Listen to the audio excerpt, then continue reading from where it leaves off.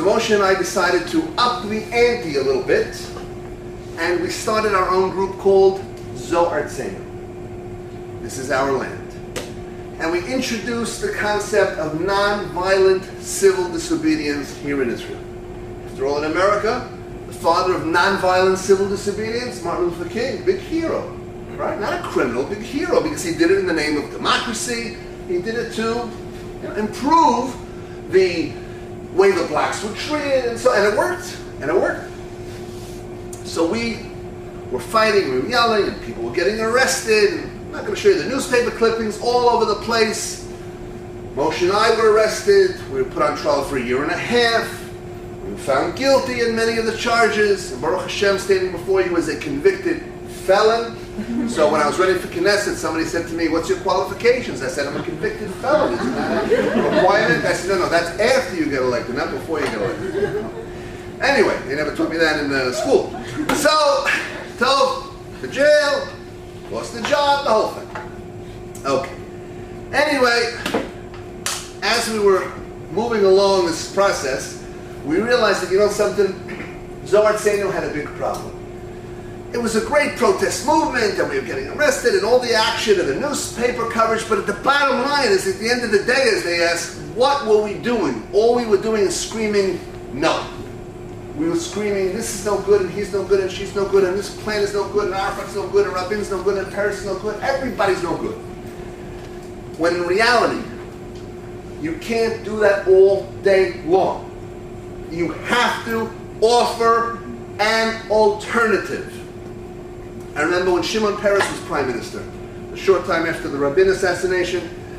So Peres was prime minister, and he was talking. And Netanyahu at the time was the head of the coalition, and he was screaming, he was heckling. Try to heckle Netanyahu's speech next week, they'll throw you out. But in the Knesset, you can do whatever you want to do. Anyway, so Netanyahu was screaming at Peres during the speech. And Peres, who was very cool, he leaned on the podium like this. He looked right at Netanyahu, and he said, "Ma ha'alternativa shelcha." I will translate, it's very difficult. Hebrew. What is your alternative? What? Ma alternativa shelcha. What's your alternative?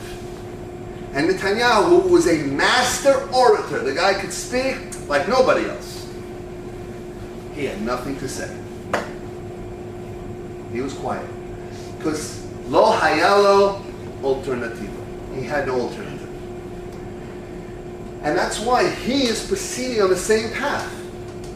Right wing government, the people voted right, and you'll see what we're going to get. So we decided to build the Alternativa, which is leadership based on Jewish values. And Moshe and I started a group called Manhigut Yehudit. And we took our group and we entered into Likud, because the right wing does not need another political party. I think 76 is enough. So we joined Likud. And we said, listen, we're talking about leadership. And Likud is a leadership party. We don't want to stand on the outside. We want to lead. And if you want to lead, the place to do it is in the Likud. And more than that, not only are we going to be in Likud, but we're going to ask every single person to join together with us, and that's what we're going to ask all of you to do, to join Likud. Join Likud. So that you can vote for the people that carry this flag. The flag is not just settlements, anti-this, anti-that. The flag is Jewish identity, Jewish state, a proud and strong Jewish army, Jewish values. I'll go into a few things in a minute. And that's what we're going to wave, the flag of Jewish identity.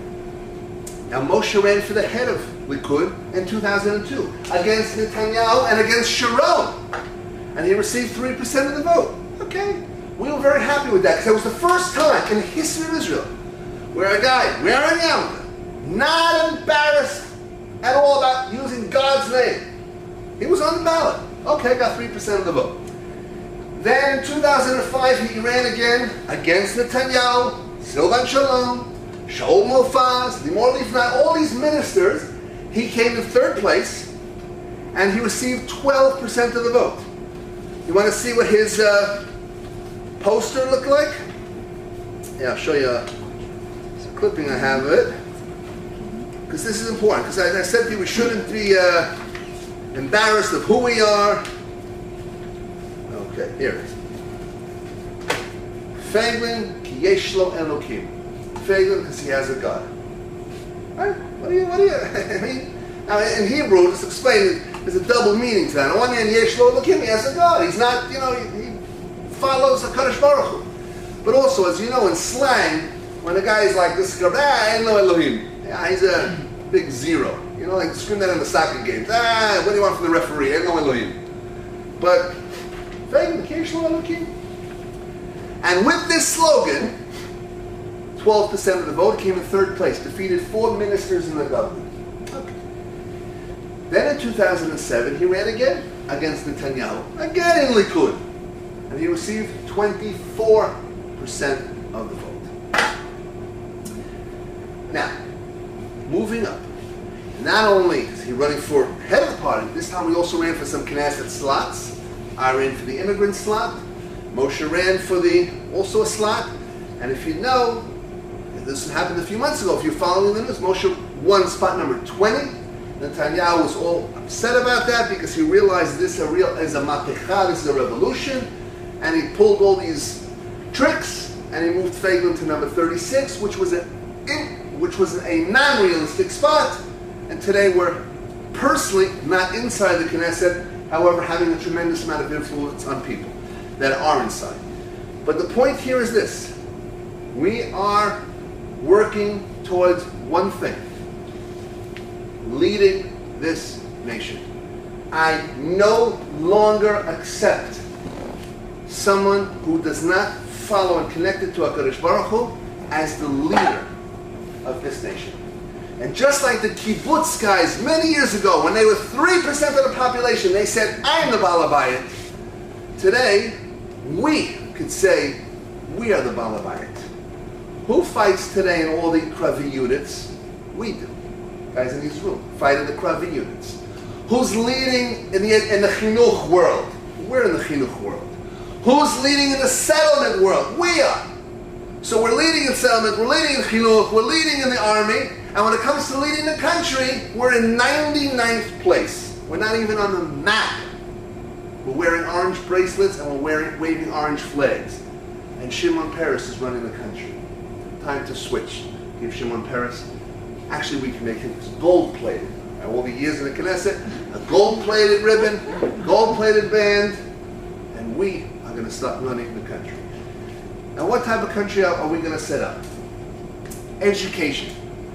Every Jew in this country is to get at least 1 hour of chinuch Yehudi every day. Jewish education every day. We're not talking about coercion. We're not talking about being forced.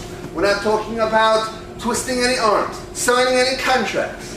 But just like you learn math every day for 12 years, and you learn spelling, and you learn reading comprehension, and you learn history, and you learn science, you have to learn Yehudit. Every day. I'm talking about even the Chiloni schools, the Mamlechti schools. Teach them what they do after Kita Yud Bet, whatever they want. Does every kid who learns science for 12 years become a scientist? No. Has every kid who learned for 12 years math become a mathematician? No. Some will never open up a science book. Azma.